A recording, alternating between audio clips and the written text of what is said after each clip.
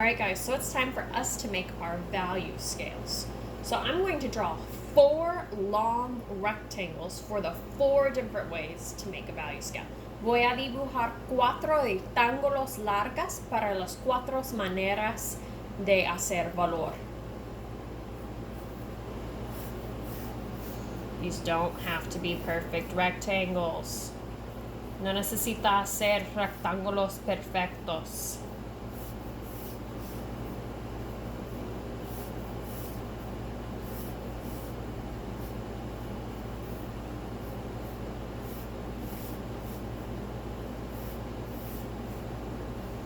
Boom, 4 rectangles. 1, 2, 3, 4. 1, 2, 3, 4. Now I'm going to divide the rectangles into smaller squares. Ahora voy a dividir los rectángulos en cuadros pequeños. I think I'm going to do 5 squares across. 1, 2, 3, 4, 5. These are not equal. Los cuadros no son iguales, but that's fine. Same thing. 1, 2, 3, 4, 5.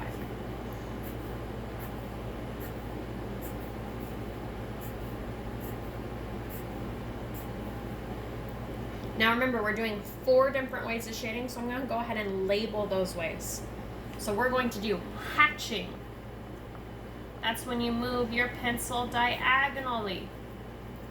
We're going to do cross hatching. That's where when first you move your pencil diagonally, then you move it diagonally the other direction, then you move it up and down, so you're changing directions with your pencil. We're going to do stumping, aka blending, and we're going to do stippling. Stippling is kind of where instead of making lines, you're just going to press dots in. So now I need to go ahead and start filling in my squares on each of these. First one, I don't even have to do anything because that's the white of the paper.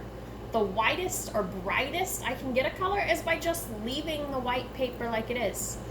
Para el primer cuadrado no necesito hacer nada porque el manera para hacer un color más claro es deja el papel blanco. But for the next stop, I'm going to add a little bit of hatching. I'm moving my pencil diagonally, diagonal el lápiz, and I'm using very light hand pressure. I am not pressing hard.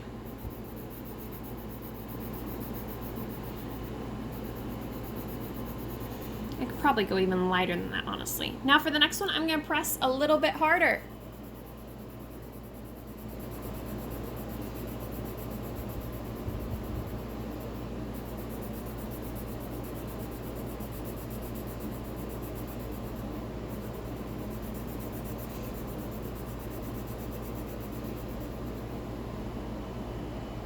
And look, now I'm going to press even harder.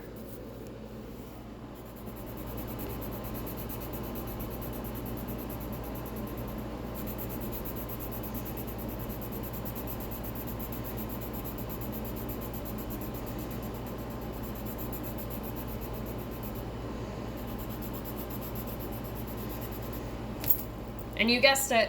Even harder on that last square. This square is going to be as dark as I can possibly go. Para el último cuadrado, se hace el más oscuro que puedes.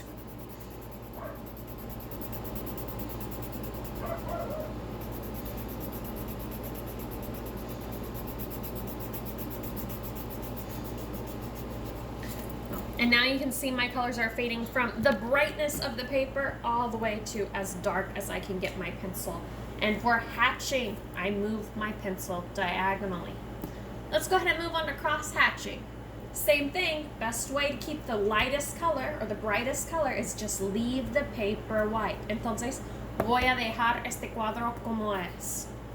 But for this one, I'm going to start moving my pencil diagonally with very light hand pressure.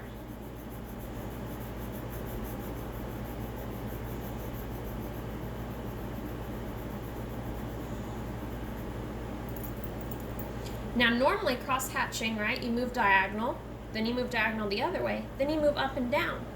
But every time you add a layer, you're making the color darker. Since I don't want this color to be that dark, I leave it.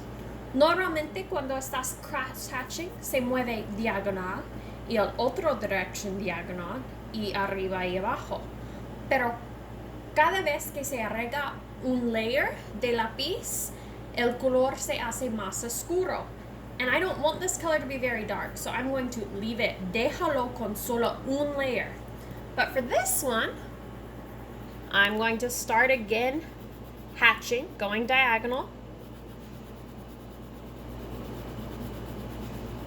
I'm still using really light hand pressure this time. Then I'm going to cross hatch and go the other direction, and that second layer is going to make it darker. Ahora voy a cambiar direcciones y se agrega un layer. Hey, my Spanish speaking students, hit me up in the comments and tell me how I say layer in Spanish. Layer row. Ignore my husband being goofy in the background. So by adding that second layer, I made this a little bit darker, un poco más oscuro. So can you guess what I'm going to do on this one? I'm going to add 3 layers. That's right. I'm going to start hatching, going diagonal. Very light hand pressure.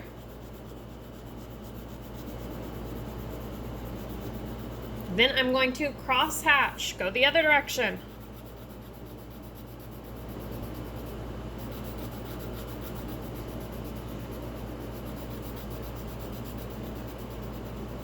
Still using light hand pressure, and then I'm going to go up and down.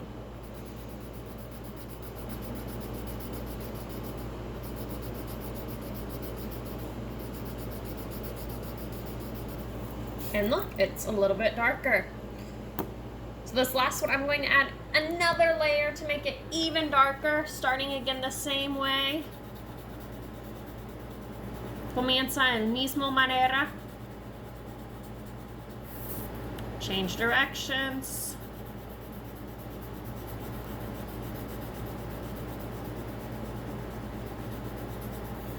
Up and down. Oh, now I've gone all 3 directions. Ahora se hace todos los 3 direcciones, so voy a repetirlos. So I come back to diagonal.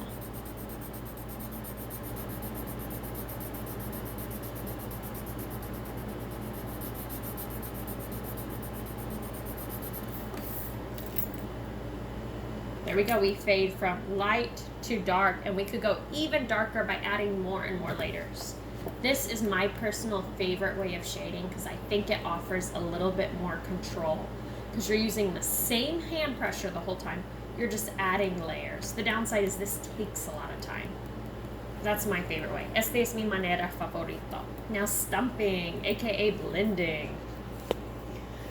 Again, leave the white of the paper. Deja el blanco de papel. Now let's start shading. Stumping, you don't really have to move your pencil in any specific way. I'm kind of moving my pencil in little loose circles, and I can even smear it with my finger. That's what's going to help it blend. Podemos usar su dedo para blend el lápiz. This one again, going to use slightly heavier hand pressure. Don't have to move my pencil any particular way. No necesita mover el lápiz en una dirección específica. Then I'm going to blend with my finger. Gotta repeat that process, getting darker and darker, heavier and heavier hand weight. Uh-oh, I just ran into a problem. There's not much difference between these two, but I already blended it with my finger. Don't worry, aquí es un problema. Estos son mismos. Este no es más oscuro de este, pero ya uso mi dedo. Don't worry, no es un problema, no te preocupes. Just go back in with more pencil. Agrega más lápiz.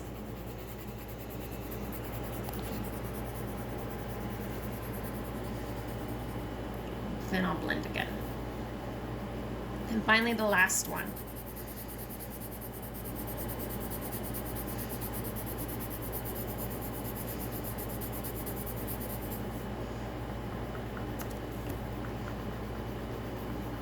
There we are again, going from light to dark.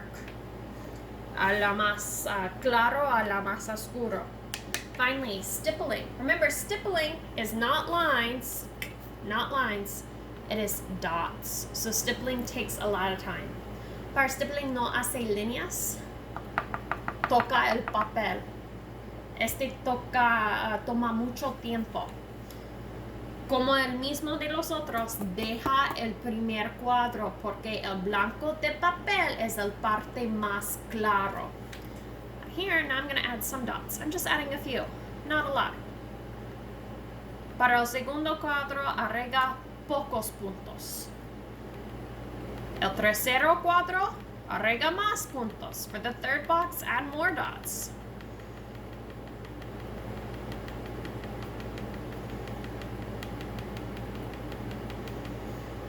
Fourth box, even more.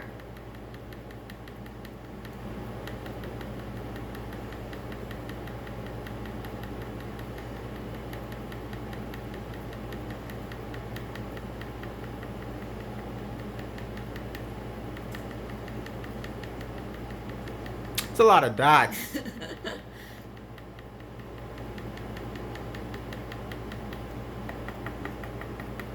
That's why stippling takes so much time. You're making such tiny marks. Finally, for this last box, you should literally add so many dots that you can't tell one dot from the other. Para el último se agrega tantos puntos que no puede separar uno de otro porque todos los puntos se tocan y no hay espacio blanco entre los puntos. I'm going to make this space a little bit smaller so you don't have to stand here and listen to me for forever.